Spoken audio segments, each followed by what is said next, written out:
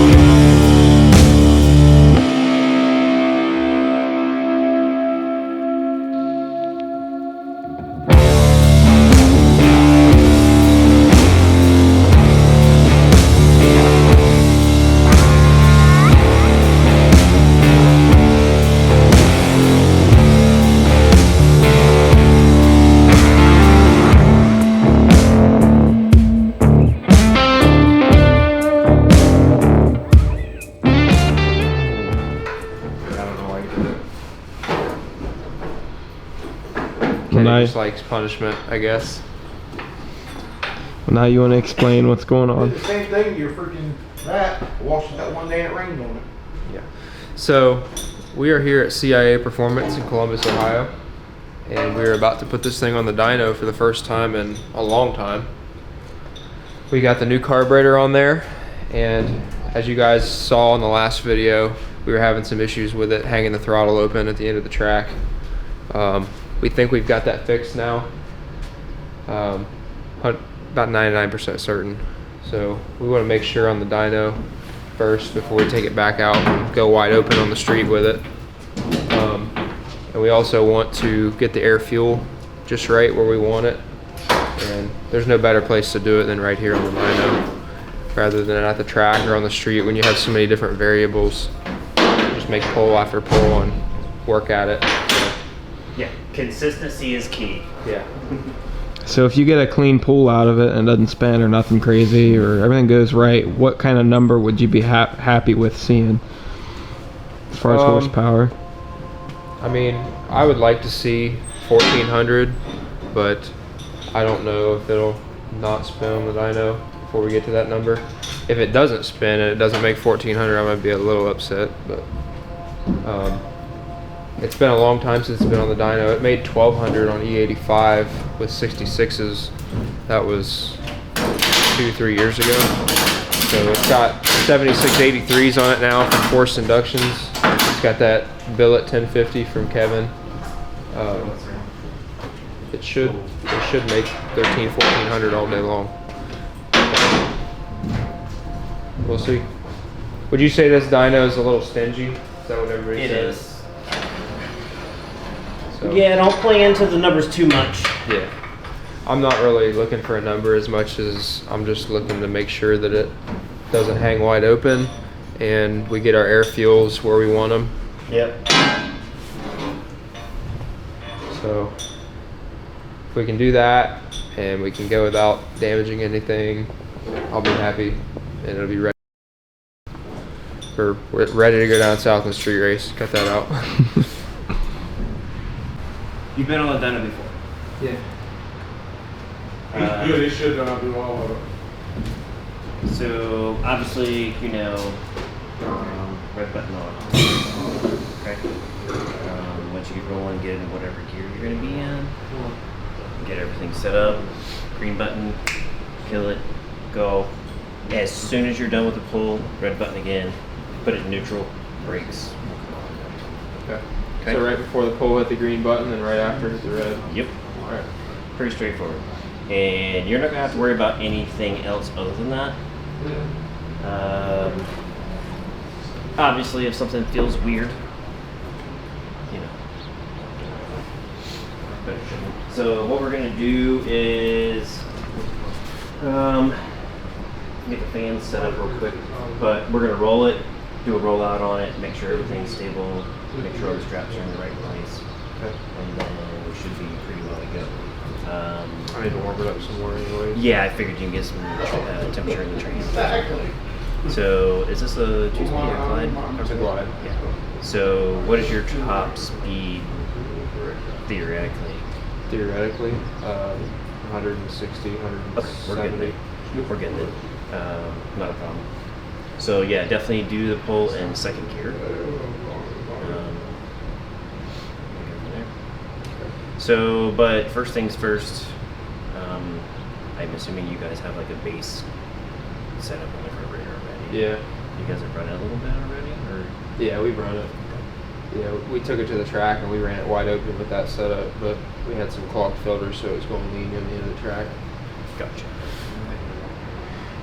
All right, well, that's pretty much the mainstay of that. All you got to worry about is the red and green button and nothing else. Okay. So let me get the RPM hook up, or get that hooked up, and we'll get everything rolled out and get some temperature into it, and go from there. All right, we'll roll with that for now.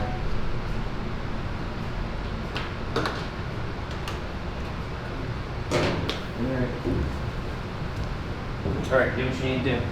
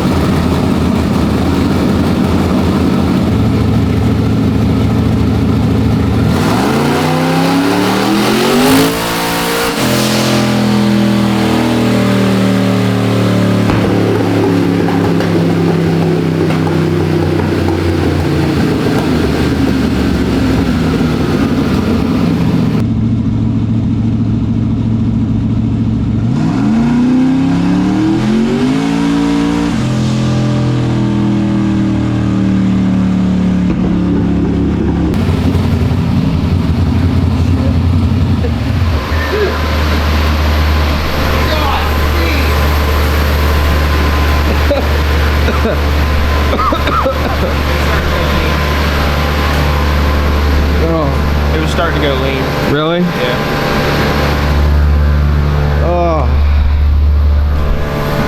Oh, that sucks. Oh, that's almost like nitro. Jesus Christ. He said it's starting to go lean.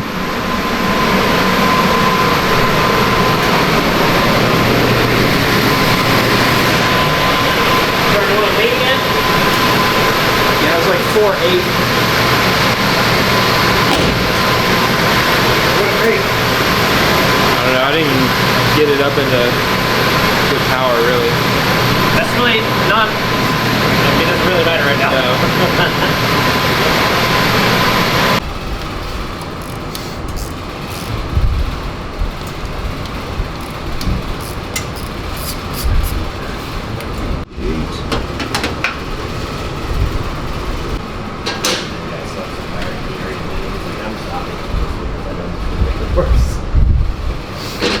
Okay, so we're going up from 178 jets to the 200s that we had in the front, but when we were out at pacemakers.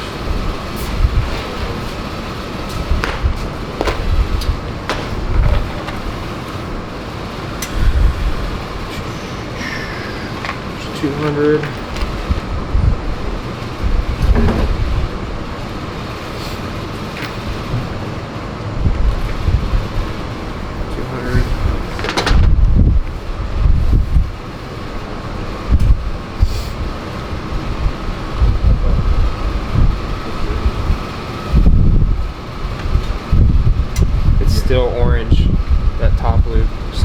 orange down there.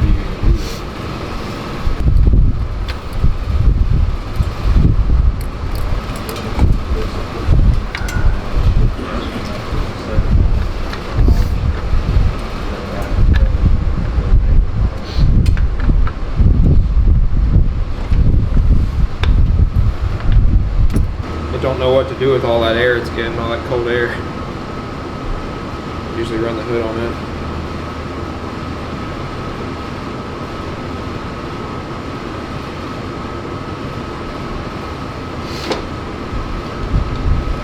Turbos are kind of tight against the core support.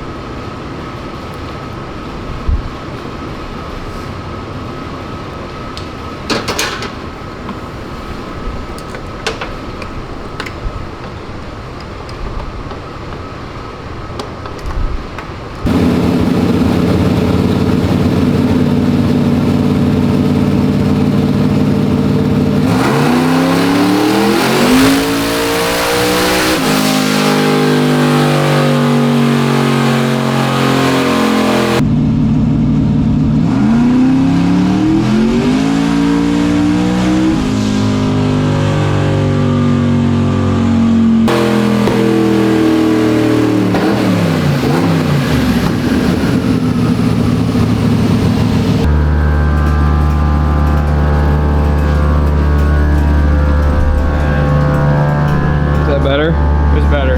It still needs to go up though. What was it at? It was 4.6 that time, 4.5,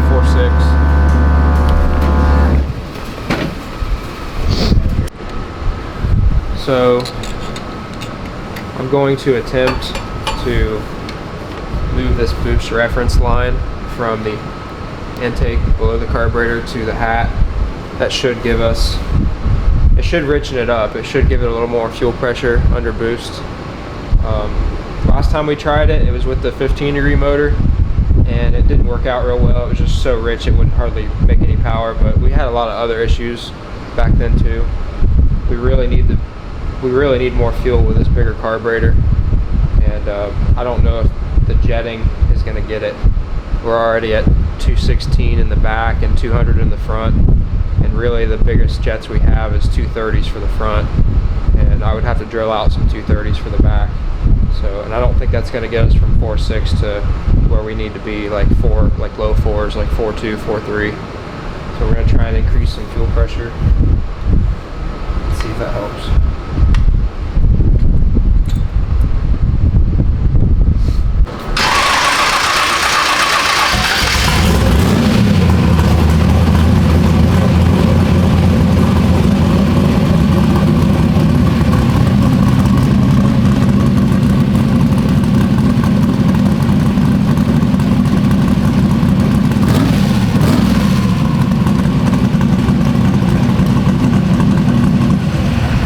Do you have any Allen wrenches?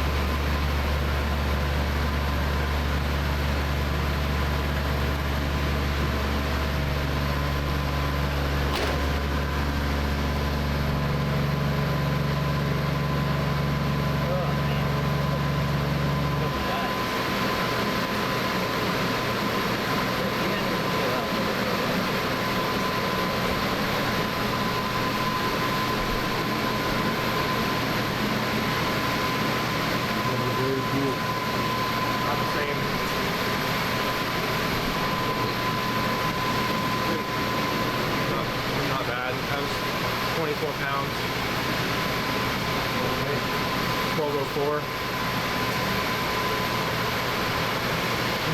We'll watch this go for.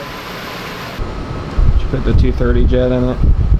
Put the 216s in the front. I'm at 230 in the back already. Or no, I got, it's 216 squared all the way around now. So we'll see if it helps. If not, we'll have to maybe open up power valve channel restrictors or something.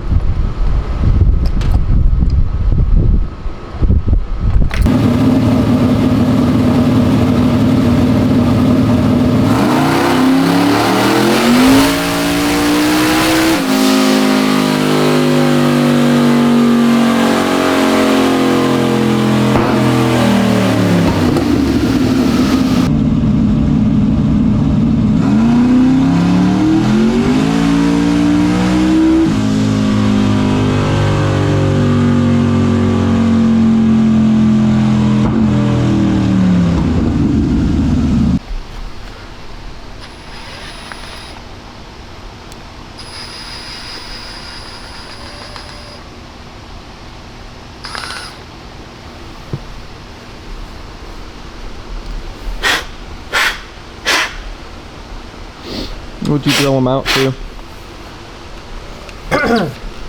I drilled these middle ones out to 1/8 inch, and then I drilled the smaller ones out to 7/64. That should let more fuel in through the power valve channels.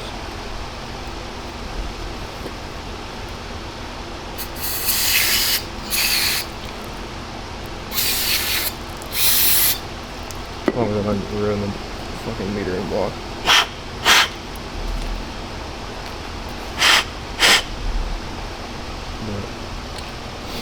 This is how we learn.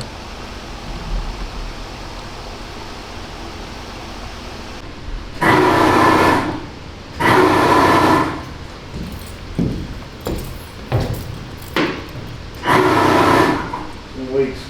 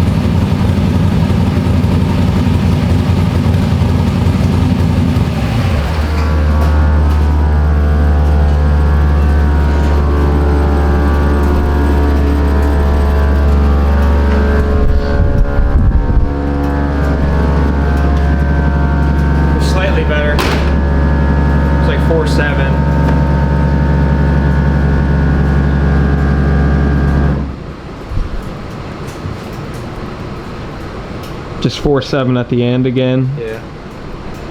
I let out probably a little bit early.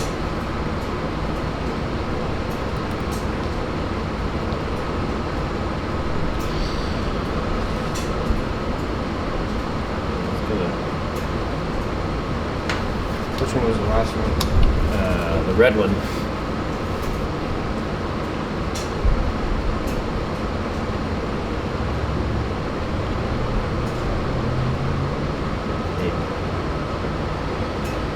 That's what happens when you make things safe. You lose power. That's interesting. Yeah, well, you didn't really have a lot of heat in it either compared to the other one. This is the last, so it's a pretty significant difference. It's definitely happier. That was on the lean, way lean side, So I drilled out the power valve channel restrictors in the rear. There's pretty much nothing left of them by the time I got drilling them out. And then there's another channel restrictor that he's drilled out in the middle. There's like 3 holes. So I drilled out the middle ones even farther too. And it went from 4.9 air fuel down to like 4.6, 4.5. And then right at the end it got to like 4.7. It was safer, but it definitely lost power. It lost almost 100 horsepower just making it go from 4.9 to 4.6. So I don't want to put too much more fuel in it, and you know, because I feel like if it lost that much power just doing that, it's got to be a lot safer now, and we weren't hurting it before. So I'm gonna pull a plug out and just check it and pull number 6 out. That's usually our problem cylinder, and just see, you know, make sure there's no straps missing or nothing crazy on the plug. So what are they doing this time around? We're gonna put a fuel pressure sensor in line with the fuel system. Instead of using the mechanical gauge, he's gonna have a sensor hooked up so we can see it on the graph, read the fuel pressure the whole run. That'll make it a lot easier rather than trying to watch it during the pull. You should probably check the fuel, maybe put a few gallons in it.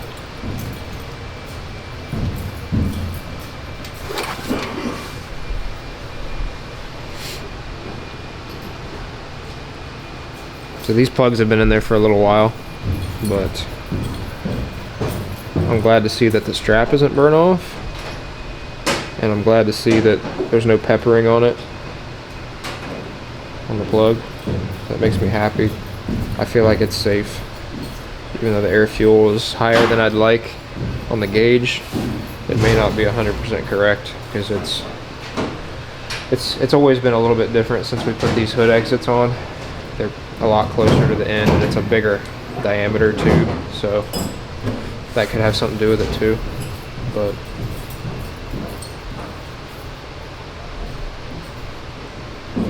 is there anything wrong with it at all? I don't see any signs of peppering or any detonation. It's not like the plug is super clean, because it's got a lot of idle and a lot of drive time on it, but there's nothing crazy on it. So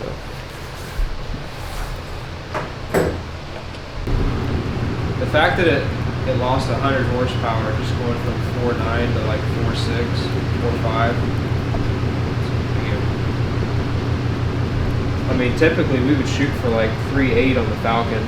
You know what I mean? That's a pretty big difference.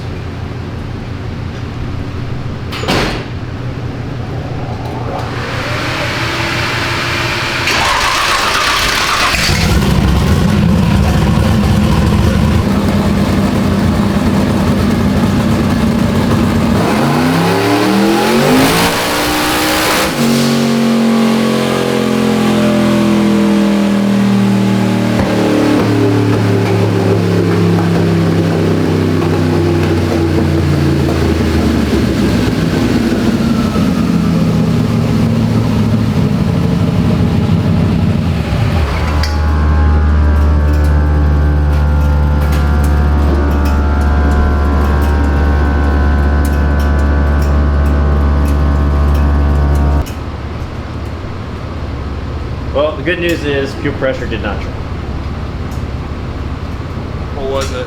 1140? Yeah.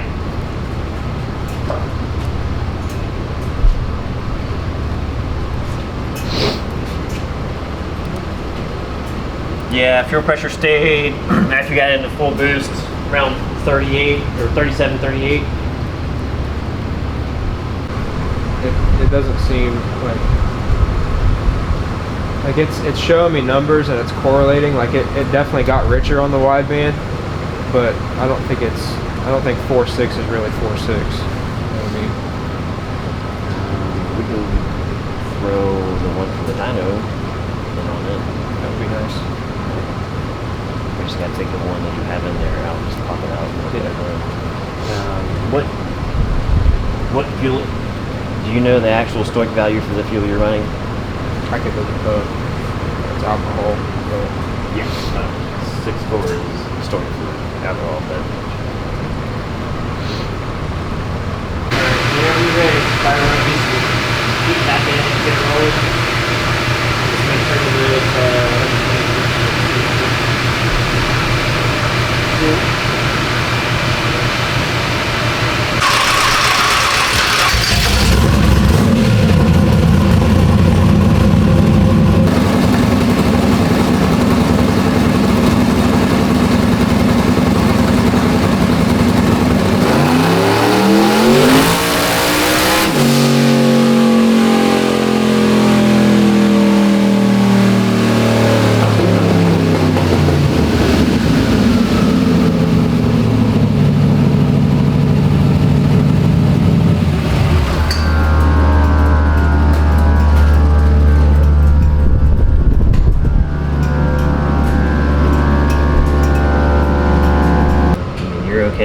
down here, but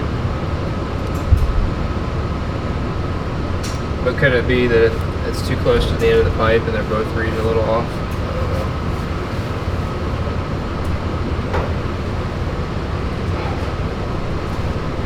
I don't know. no. Yeah. No, it's just the way it is. If you were seeing this prior, and this is like similar, then it's just this way it is.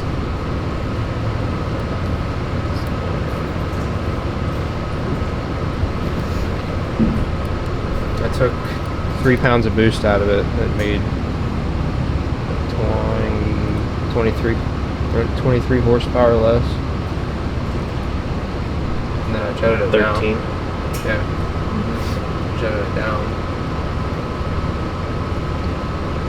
So that's where we're at. So we don't really need to focus on fuel pressure anymore now that we know that it's like good, which makes sense.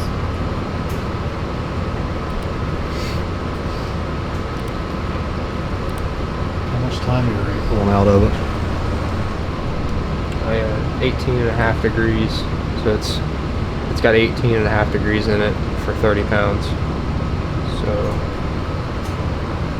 it's very safe on timing. But the air fuel was That's not going to work. no. It's just getting leaner and leaner with RPM. Yeah, and it's not fuel pressure related. As you turn the boost down, the fuel pressure was still fine. It's hanging out in a good spot. And when you jet it up, it loses power. Yeah, I It's mean, going to, it lost almost 100 horsepower when I drove out those power valve restrictors in the back. but you see it? Yeah.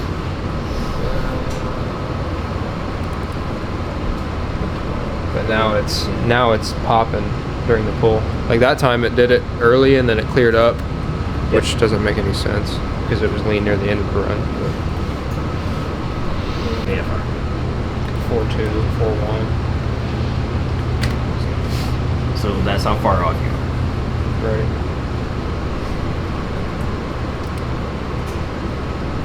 What's the blue? That's the air fuel. That's the one. This one down here. The blue is the run we just did. Okay. This was the first one we did with logging the air fuel ratios as opposed to just watching it with the other wideband. So the red is what we're supposed to be having, and the blue is what we got. It's dotted red, yes. If you're going for a 4.2, then that's where you need to be. Oh, the dotted red. Yep.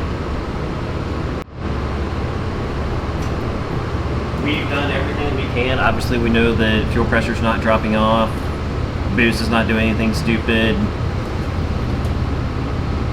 I mean, obviously, your timing curve is pretty flat, but nonetheless, the change in AFR is significant in the wrong direction. If we had this actually where it needed to be right now, we'd probably be another 60, 70 horsepower down to make it safe. That's crazy to me. Well, whatever. We did 2 different wide bands and they're basically the same.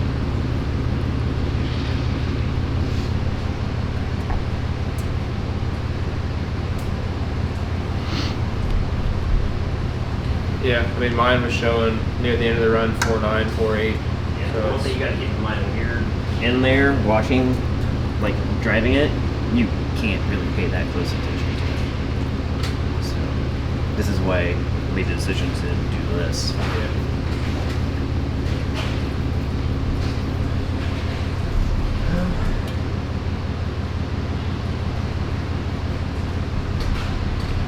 No matter what I did with the jetting, it never really made a huge difference. The only real difference it made was drilling out those power valve channel restrictors in the back, but even that, Still not enough. still not enough. The air fuel it didn't move. Well, final conclusions. So I did everything I felt I could. We've tried jetting it up. didn't seem to make much difference. Power wise, air fuel wise, didn't make much difference. So then I drilled out the rear power valve restrictors, and it seemed to lose a little bit of power. So I kind of figured that the air fuel gauge wasn't reading right, but then we hooked up their air fuel monitor to it, and it read literally almost exactly the same as mine. So it was lean, like 5.0, 5.1, extremely lean, burn shit up lean. So no matter what I did, drilling out the power valve restrictors, I mean, they're drilled out, they're hogged out, and the jetting is large. It had 216 in the rear and 216 in the front, and it was still lean.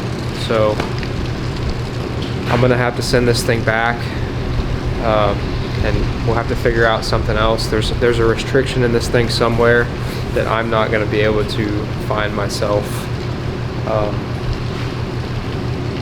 Honestly,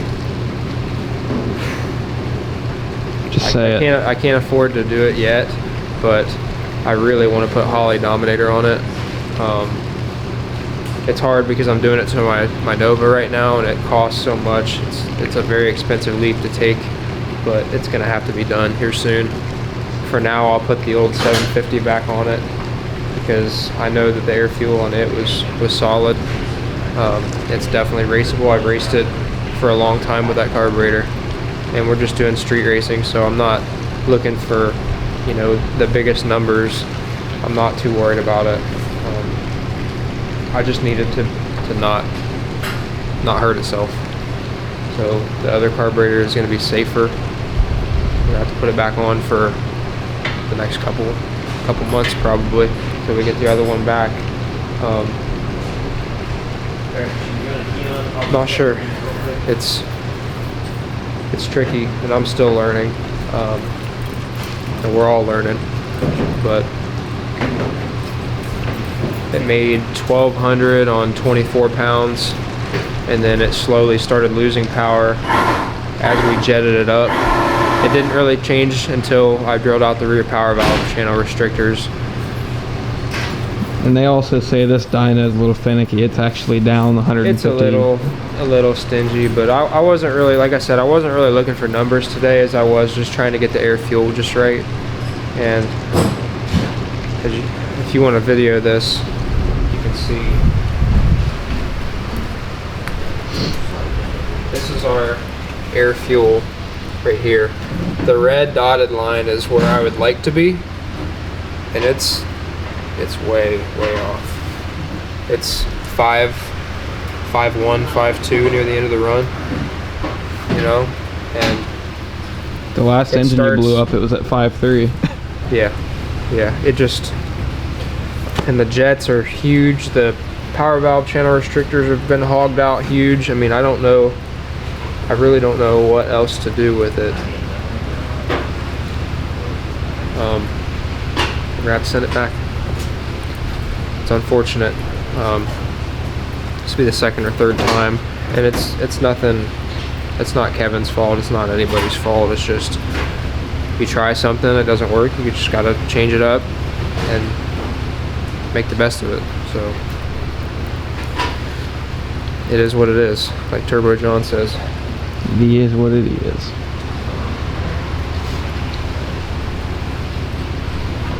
It's a pain in the butt.